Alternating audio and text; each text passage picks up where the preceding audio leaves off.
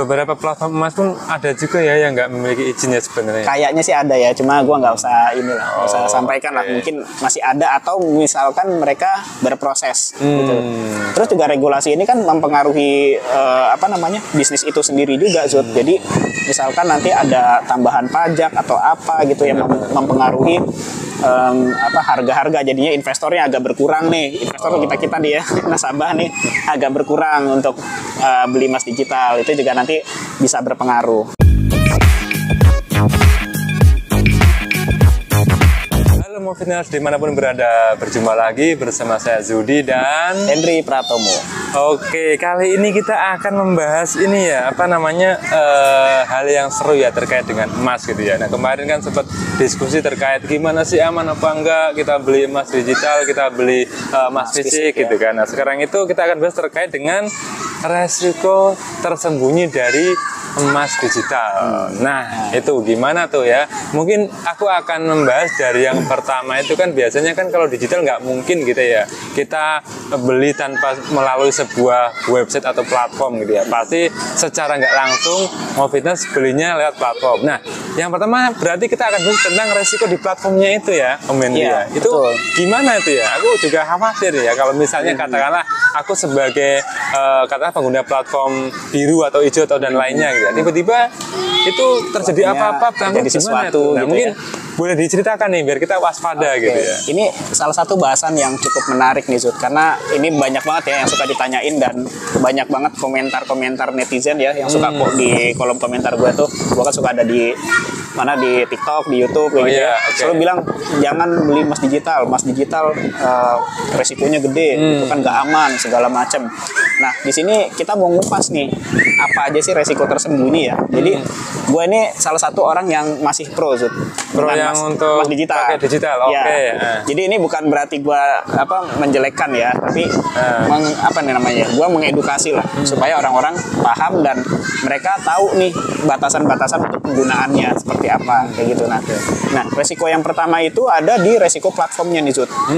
Jadi contohnya misalkan si platform ini bangkrut gitu ya. Nah, ketika terjadi bangkrut itu pasti kan orang akan bertanya-tanya kan, gimana nih uang saya gimana nih gitu kan. Iya. Nah, emas saya gimana? Prosesnya itu biasanya ada dua hal sih. Jadi yang pertama mungkin kita jadi agak repot gitu ya untuk mengurusnya.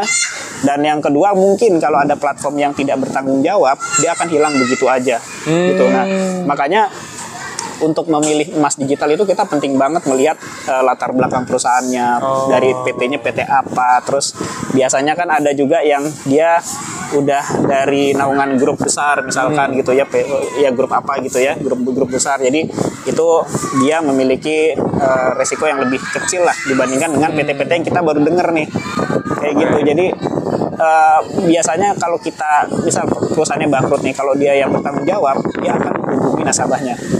Ya, dia akan mengembalikan. Itu ada beberapa yang gue tahu, Zud. Cuma gue nggak usah sebut mereknya ya. Karena ada juga yang gue mungkin nggak tahu, tapi gue tahu dari netizen nih, ada yang uangnya nggak balik gitu kan. Waduh, nggak balik ya? Ada beneran tuh berarti ya? Ada beneran. Ada uangnya nggak balik gitu. Jadi ini juga jadi salah satu yang perlu kita perhatikan ya kayak gitu. Terus juga di emas digital itu kan ada juga yang mesti disoroti, itu resiko keamanan digitalnya sendiri. Kita nggak akan pernah tahu, Zud. Sekarang gini, lo pernah punya kasus nggak di beberapa platform ya? Lo mungkin pernah, gue kehack nih gitu kan. Gue pernah di waktu itu di Gojek lah ya, apply di platform Gojek itu gue kehack tuh. Kehack, jadi dapat orderan palsu lah, ibaratnya barang sampai saldo hilang, barang dinyatakan sampai, tapi gue nggak terima. Pernah gitu? Pernah, saldo hilang gitu kan. Ini ya banyak lah, karena platform-platform seperti ini atau semua aplikasi itu yang mengincar itu banyak. Jadi kalau security sistemnya nggak kuat, siap-siap aja nanti dijebol. Gitu. Jadi tadi dari sisi resiko platformnya, dia punya security system yang baik atau enggak. Karena kan kita bisa bayangin ya, kalau saldo hilang gimana. Betul. Kemarin kasus Indodax ya. Ini real story ya, Indodax gitu, platform kripto gitu ya. Dia kebobolan tuh. Kalau gue perhatikan, Zud, kalau dari platform kripto itu mungkin dia pola untuk melakukan penipuannya atau celahnya itu mungkin ada banyak gitu ya. Jadi kemarin yang gue perhatikan adalah saldonya ditukar ke koin apa, nanti dicairkannya kemana. Jadi polanya seperti itu, celahnya ada ya. celahnya.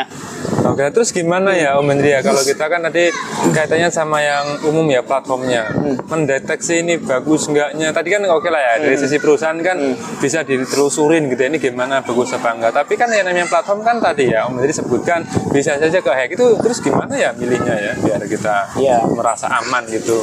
Memang agak susah ya antara soalnya ke hack ini kan kita nggak tahu ya mau perusahaan besar mau perusahaan nggak besar gitu ya. Itu dia punya security sistemnya seperti apa. Jadi ya memang kita nggak bisa selalu memprediksikan itu ya. Misalkan perusahaan besar kayaknya nggak mungkin nih dihack gitu kan, nggak juga gitu. Kemarin aja gue pakai Gojek aja kena hack gitu kan. Makanya itu kan. Tapi bedanya gini Zud, kalau yang perusahaan besar gitu kena hack mereka masih bisa ada tanggung jawabnya. Oh, ada spare ini kali ya. Kayak misalkan di Gojek gue akhirnya saldonya kembali kembali.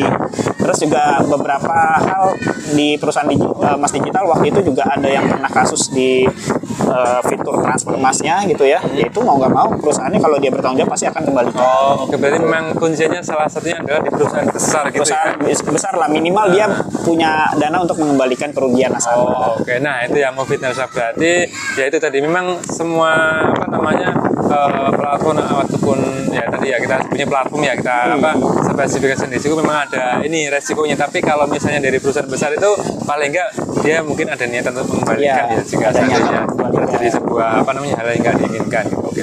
Nah, berarti udah cukup jelas ya. Mungkin yang kedua lebih ke tadi ya. Kan sebenarnya kalau kita kayak ada platform kan ada regulasi. Nah, mungkin gimana itu secara regulasi kan? Ya. Barangkali dari secara regulasi juga ya kali ya Om Hendri ya. Regulasi itu juga sangat berpengaruh, Jur. Jadi kalau sekarang kan sudah diatur nih, sudah mulai diatur ya dengan masuknya apa itu? Ranahnya kan ke Bapepti ya. Oh, bukan OJK. Bukan, karena ini Mas Digital agak berbeda. Jadi ranahnya ke Bapepti. Nah, di situ juga ada regulasi yang mengatur, artinya gini, kayak ada biaya store modal yang setiap tahun atau setiap beberapa periode itu akan naik, gitu kan? Okay. Nah, perusahaan-perusahaan yang nggak kuat modal, yang nggak bisa mengikuti sistem yang ditetapkan oleh Bapepti, itu ya lama-lama dia akan mati sendiri, akan tersingkir. Oh, berarti sebenarnya yang udah kita salah satu pemilihannya mungkin ini ya, paling nggak ada izin dari Bapepti gitu ya. Ada izin dari Bapepti. Ya. Jadi minimal kalau dia sudah ada izin dari Bapepti itu selalu gua sampaikan udah ada kontrol dari pemerintah dan si perusahaan juga mau nggak mau dia harus extra effort memenuhi persyaratan yang setiap tahun akan berubah gitu. Betul. Kan. Berarti tapi di sisi lain masih ada juga mungkin ya, gue juga nggak tahu ya, mungkin ada juga dari teman-teman yang melihat ada aplikasi yang tidak ada Bapepti-nya nih, mungkin OJK doang gitu kan. Nah, itu gimana tuh? Itu juga jadi pertanyaan nih sebenarnya. Cuma kalau gue sih lebih condong ke pemerintah aja ya, ke aturan pemerintah ya, supaya lebih aman lah gitu. Jadi ya itu sebagai filter kita, Zud. Berarti sebenarnya hampir mirip kayak pinjol gitu kali ya. Artinya ada yang tiba-tiba muncul terus nggak ada yang reguler yang mengesahkan di situ ya, ada izinnya gitu. Pinjol aja yang sudah punya izin, ngomongnya punya izin, kasusnya banyak. Ya kan? Apalagi yang enggak gitu kan. Oke, berarti di beberapa platform emas pun ada juga ya yang nggak memiliki izinnya sebenarnya. Kayaknya sih ada ya, cuma gue nggak usah nggak usah sampaikan lah. Mungkin masih ada atau misalkan mereka berproses gitu. Terus juga regulasi ini kan mempengaruhi bisnis itu sendiri juga, Zud. Jadi misalkan nanti ada tambahan pajak atau apa gitu yang mempengaruhi harga-harga, jadinya investornya agak berkurang nih, investor kita nih ya, nasabah nih agak berkurang untuk beli Mas Digital, itu juga nanti bisa berpengaruh. Oke, jadi tadi terkait dengan risiko platform dan risiko regulasi sudah disampaikan sama Om Hendri. Nah, nextnya adalah risiko teknologi. Nah, itu gimana ya, kan sebenarnya ya kita sebagai orang yang hidup di zaman sekarang kan banyak sekali tech yang berkembang ya. Nah, khususnya ini adalah untuk platform emas gitu. Nah, itu kan pasti ada risiko ya Om Hendri ya di teknologi. Kayak misalnya server down atau yang lain yang bisa menyebabkan ya misalnya ada bug bug itu terus tiba-tiba kok uang kok nggak ada nih, aku mau jual gimana? Nah itu gimana tuh? Itu beberapa kali memang gue pernah alamin ya. Jadi resiko-resiko teknologi ini. Jadi kayak misalkan ada bug gitu ya, atau misalkan ada sistem yang lagi down gitu. Jadi kita nggak bisa masuk ke akun. Jadi kadang-kadang tuh kita jadi panik nih, Zut. Loh, kok mau masuk nggak bisa nih, gimana nih gitu kan? Nah iya benar. Kontak CS-nya balasnya lama gitu. Ada juga yang begitu. Ada yang balasnya cepat. Oh kita lagi ada gangguan, nanti akan dihubungi dan estimasi waktunya sekitar sekian jam. Itu ada yang seperti itu. Ada yang ngasih info ya. Ada, karena perusahaan seperti ini kan dia bergantung sepenuhnya pada teknologi, Zut. Jadi betul. yang gua perhatikan tuh ada dua.